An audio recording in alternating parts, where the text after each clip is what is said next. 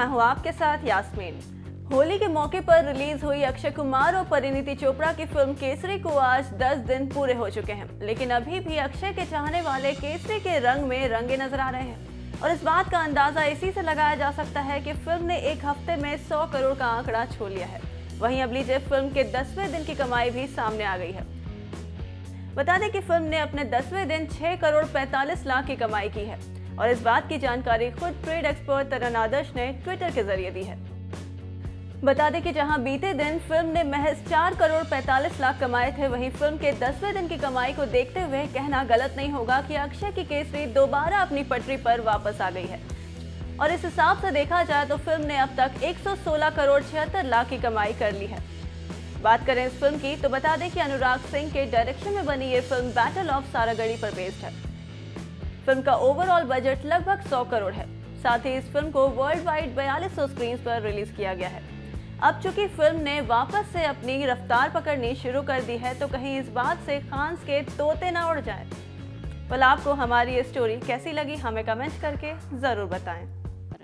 Okay, सो मेरे लिए challenging बिल्कुल नहीं था, क्योंकि रिसर्च और ये सारी चीज़ें जो थी वो मेरे डायरेक्टर ने सब कुछ करके रखा था और मतलब हर सवाल का जवाब इनके पास था।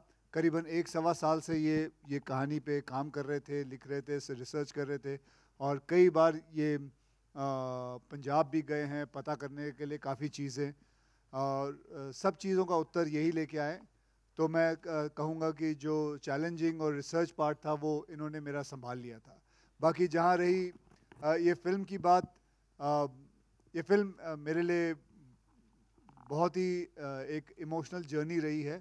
मेरे पिताजी भी सोल्जर थे, आर्मी में थे और ये भी एक कहानी उन सोल्जरों की है। मैं जब ये फिल्म कर रहा था तो मुझे बहुत अंदरूनी किस्म की अंदर से ही बहुत फील आती थी और ऐसी चीज़ें हैं इस फिल्म के अंदर जो कि मतलब मैं विश्वास नहीं कर सकता कि लोग ऐसे भी होते हैं। मतलब आप इमेजिन कर सकते हैं कि 21 सिख, 21 सरदार एक फोर्ट के अंदर हैं और उनको पता है कि बाहर 10,000 लोग खड़े हैं उन्हें मारने के लिए। मौत तो निश्चित है, लेकिन फिर भी अपने कंट्री के लिए, अपने देश के लिए, अपने ऑनर के लिए, अपने गुरुओं के लिए ये लोग लड़े जानते हुए कि क्या होने वाला है। और ऐसा लड़े कि आज अगर आप गूगल में डालो कि सबसे 5 सबसे बड़ी बैटल कौन सी है तो हमारा नंबर 2 पे आता है। ऐसा लड़े ये लोग कि पूरी दुनिया याद रखती है। मैं बस दुख तो इस बात का है कि ब्रिटिश जो है दे सेलिब्रेट सारागढ़ी डे, बट हमारे यहाँ इतिहास के पन्नों में ये कहीं खो गई। इसके बारे में ज़्यादा लोग नहीं जानते। लेकिन मैं तो यही चाहूँगा और दरख्वास्त करूँगा कि जितने भी माँ बाप हैं अपने बच्चों को ये फिल्म ज़रूर दिखाएं, क्योंकि ये एक एजुकेशनल फिल्म भी है, इतिहास वाली फिल्म है और सच्ची कहानी है। सिर्फ हम इतना प्रभावित हो जाते हैं जब हम 300 जैसी एक फिल्म देखते हैं, हम सोचते हैं क्या फिल्म बनाई है, जबकि वो फिल्म आप सभी जानते हैं कि एक फिक्टिशियस फिल्म है, लेकिन बहुत अच्छी बनाई। लेकिन ये तो रियल फिल्म है, ये तो रियल लोग थे, ऐसे लोग रियल थे। तो बहुत ही एक I can just tell you बहुत फील वाली रही है। और ख़ास करके जब इन्होंने मेरे डायरेक्टर ने मुझसे वो लास्ट के 15-20 मिनट जो फिल्म के अंदर है वो जो करवाया है, और ये ख़ास करके गाना ये लास्ट में आता है, एक वो वाली जर्नी है जब एक सोल्जर को गोली लगती है और उसके पास करीबन 30 या 35 या 40 सेकंड होते हैं, मृत्यु के एकदम नज़दीक आ चुका है। वो क्या सोचता है, वो 35 सेकंड के अंदर उसके अंदर वो सारी जो उसकी कथा होती है जो बचपन से उसके गुजरी है, माँ बाप से लेके बीवी बच्चे से सब आ जाते हैं। सो ये बहुत ही इमोशनल जर्नी रही है। ये आप जब पिक्चर देखोगे आप खुद ही महसूस करोगे। बस आप लोगों से यही दरख्वास्त है कि आप ज़रूर ये लिखें कि मैं चाहूँगा कि इस फिल्म को बच्चे ज़रूर देखें, youth should watch it because it's a lot of learning process in this film, which is a real thing. Hi Akshay Baji, here. Hi Akshay Baji. Akshay. Madhu Hello. BBC Hindi से. Akshay Baji here on the left. First of all, this is Simran Singh here. First of all, thank you to the team for bringing this film, for making a film on this subject, and thank you for this emotional, heartfelt tribute to the martyrs. My question to you is a concerning question. So your film Kesari tells us about the true meaning of this color.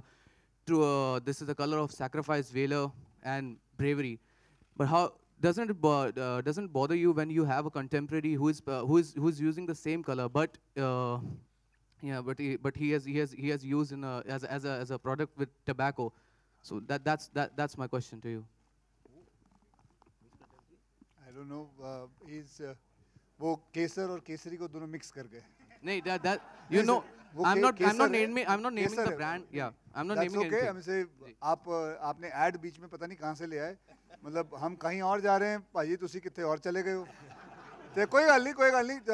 लेकिन भाजी I don't think like that. मैंने कभी जिंदगी में अपने ख्वाब में नहीं सोचा था कि ऐसा प्रश्न मेरे पास आएगा. लेकिन कोई बात नहीं. इसके बारे में जैसे आपने मुझसे प्रश्न पूछा, उसका उत्तर मैं सारी जिंदगी लगा लूँ, मैं नहीं दे पाऊंगा. तो भाजी आई एम सॉरी, मेरे पास नहीं है उसका उत्तर. हाय अक्षय, BBC हिंदी से मधु. सबसे पहले तो ये जब गाना हमने देखा काफ़ी इमोशनल हो गए हम लोग. उन शहीदों की कुर्बानी हमें याद आ गई. दो सवाल था. पहले तो ये जब आपने पूरा शूट किया, आपकी पूरी टीम ने पूरा शूट किया, तो क्या उस दौर से जब गुजर रहे थे आप शूटिंग के दौर पे, उसका एक्सपीरियंस कैसा था? क्योंकि अब हम सुन रहे थे तो हमें काफ़ी इमोशनल, हम कनेक्ट हो गए उस चीज़ से. बिल्कुल, ये बहुत ही इमोशनल गाना है. ये वही 35-40 सेकंड जो एक सोल्जर के जब गोली लगती है उसके ज़िंदगी में क्या होता है, मतलब उसके उस 35-40 सेकंड के अंदर वो क्या सोचता है, ये पूरा गाना वही है. एंड मैं दाद देता हूँ जिन्होंने ये गाना लिखा है कि किस हिसाब से लिखा है. मतलब वो वर्ड मैं कभी नहीं भूल सकता कि माँ कहती है तू मेरा चांद है और चांद हमेशा रहता है. बहुत सारे ऐसे वर्ड्स हैं अंदर जो बहुत अच्छी तरह पिरोए गए हैं. And it was a very very emotional journey. Ma'am, दूसरा मेरा सवाल ये था कि ये फिल्म कहीं ना कहीं मतलब जिस तरह से आप भारत के वीर से जुड़े हैं, बहुत अच्छा काम कर रहे हैं, लेकिन ये फिल्म कहीं ना कहीं डेडिकेट है, तो उसका भी जानना चाहेंगे, उसके पीछे का कारण क्या है? उसका कारण ये है क्योंकि ये film it is all about the martyrs.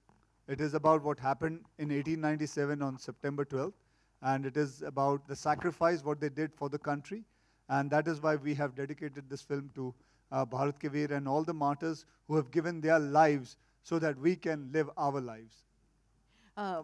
करण जी, मेरा सवाल आपसे है, इसी से ही कनेक्टेड जो मधु ने पूछा. एक फिल्म मेकर होने के नाते आपसे पूछना चाहूँगी कि उरी और पुलवामा के बाद जो माहौल बना है उसमें ये फिल्म कितनी अहम है, और इस फिल्म को जो अभी माहौल बना है उसका कितना फ़ायदा मिलेगा? अच्छे वे में पूछ रही हूँ, खराब वे में नहीं पूछ रही हूँ. देखिए, जब हमने ये पिक्चर ये प्लान की थी और बनाई थी, तो जिस माहौल का आप जिक्र कर रहे थे वो माहौल था नहीं. वो माहौल हमारे देश का था, जिस देश में हम रहते हैं, जिस देश की मिट्टी के हम हैं. ये फिल्म उसी मिट्टी से बनी हुई है. इस फिल्म का दिल बड़ा है, और ये जो बड़ा दिल है ना, वो आप किसी भी दौर में भी आप रिलीज कर लो. अगर आप वाकई अपने देश से प्यार करते हो, प्रेम करते हो, और जिन लोगों ने अपनी जान गंवा दी इस देश के लिए, अगर वो कनेक्शन आपके दिल में है, तो आपको किसी भी माहौल में ये पिक्चर रिलेट कर पाएगी, आपसे रेजोनेट कर पाएगी, और आप रिलेट करोगे और आप पसंद करोगे और आप गर्व करोगे कि ऐसे इंसान थे और आज भी हैं.